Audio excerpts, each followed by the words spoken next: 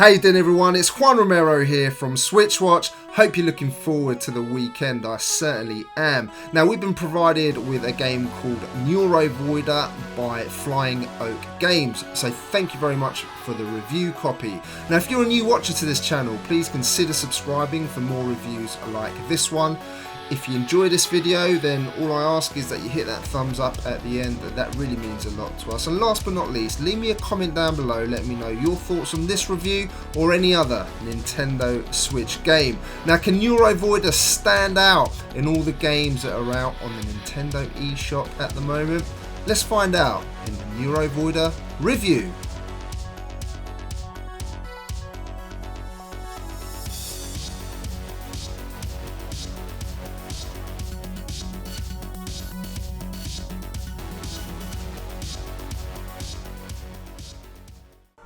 The story here is pretty shallow, guys. It's not going to be the main selling point of this game. However, the part you do see is quite funny. You're a brain in a tube that manages to brain its way out by using brute force to break the tube that you're housed in.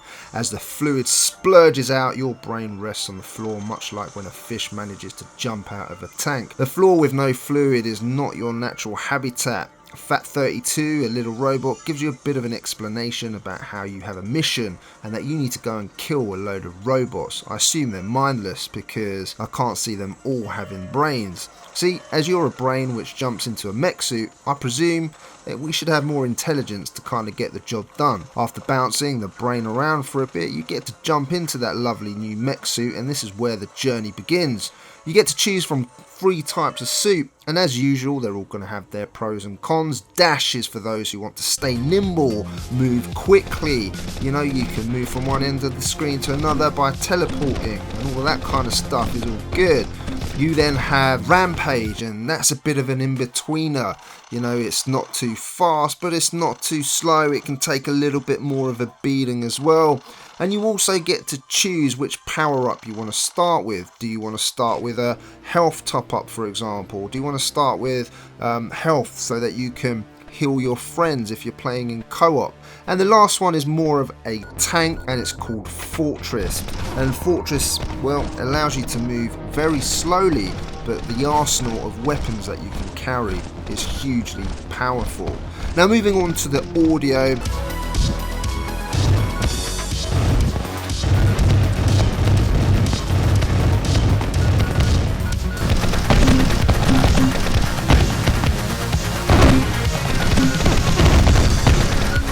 This is one of the strongest parts of this gaming experience, no doubt. It's absolutely fantastic and delivered by the brilliant Dan Terminos. Check them out on Google Music, Bandcamp or YouTube. I'll put the links down below because if you're into dark synth, then this is definitely for you. The electronic music works so well with what you're playing, and seeing visually it's like lemon with pancakes. They just go together. It's amazing how good music and sound can elevate a gaming experience to the next level, and that's exactly what Flying Oak Games have accomplished here.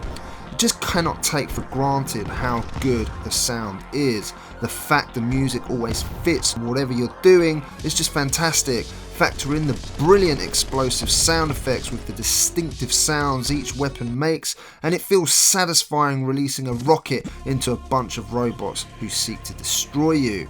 I like the visuals in this game. The design of your robot can be customized in lots of different ways. You know, the amount of different enemies that fill the screen do look really good. The screen fills with colour when you're manoeuvring and releasing your arsenal into the robots flying at you. The explosions look great, and the bullets are colourful with purples, greens and blues, rivaling any shmup I've played.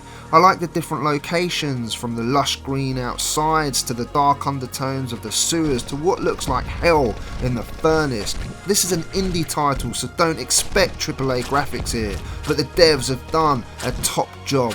And what I like most is that it runs as smooth as silk, 1080p at a constant 60 frames per second. Looks great in both handheld and in docked mode. Gameplay in this game is frantic, exciting and fun. This is a twin stick shooter RPG with procedurally generated levels. Throw in the fact that it's a roguelike and you will get an understanding of what this game is like. If you've played The Binding of Isaac, Afterbirth Plus, then there is quite a few similarities in terms of how the mechanics work. What I like about this game though is it offers you choices. When you take your brain into a mech suit, you'll have a choice of 3 mech types, as I've already explained. You will then get to choose a level which are procedurally generated from the beginning, and you'll be given 3 choices. You can also re-roll, also for free, which is awesome. Any further re-rolls and it will cost you scrap metal. You choose the level you want to play based on how large it is. Larger it is, the more reactors you need to detonate to complete the level. How many elites you'll encounter, more elites equals better loot, but it's riskier and how much loot is likely to drop. Once you're into the level then, it's your job not to die, it's as simple as that. Take down the enemies using a tight control system which has you using both analog sticks, one to move around and the other is actually used to aim. The shoulder buttons on the Nintendo Switch then are to control you shooting with your left and right weapon.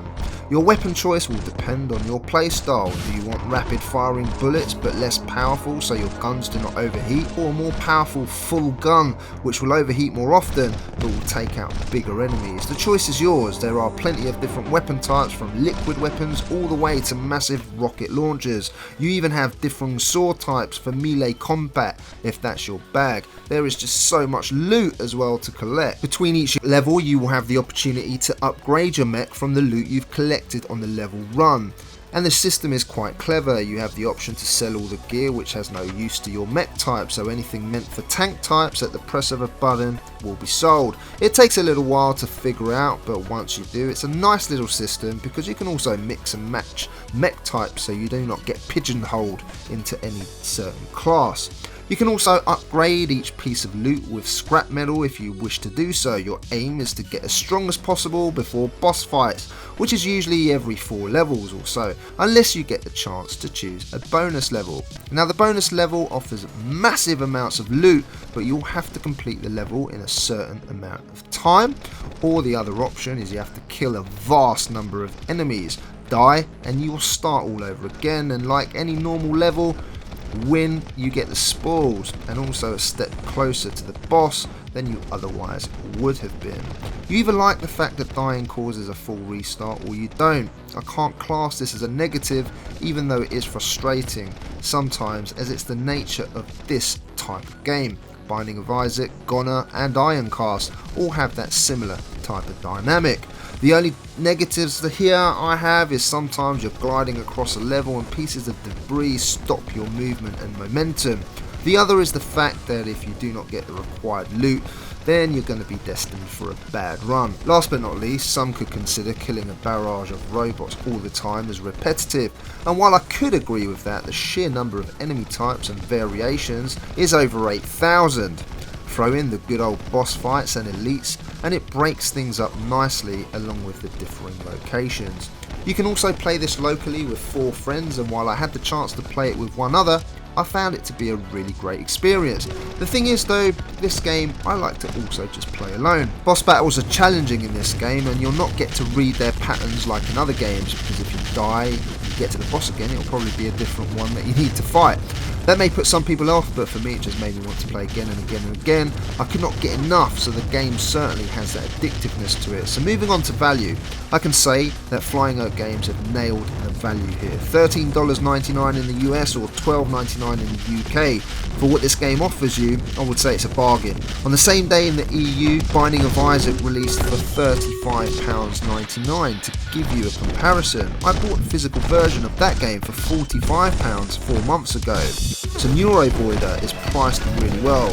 The game will take you many hours to complete, and even when you do, you'll want to probably do it all over again because each playthrough is completely different. And so coming on to that verdict, if you're not a fan of roguelikes, twin stick shooters or games with procedural levels, then this probably won't change your mind. You've probably guessed though already that I like this game and I like it a lot. If you're looking at this and thinking, shall I buy it, then don't hesitate any longer. This has a brilliant soundtrack, nice visuals, and the gameplay is edge of your seat. Factor in the upgrade system, tight controls, and the fact that you'll have a differing experience through every playthrough.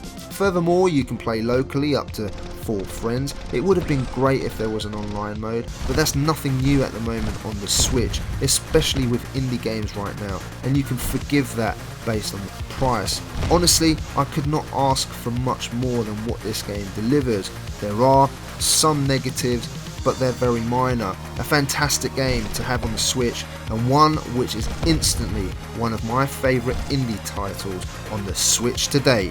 This for me then, an 8.5 out of 10.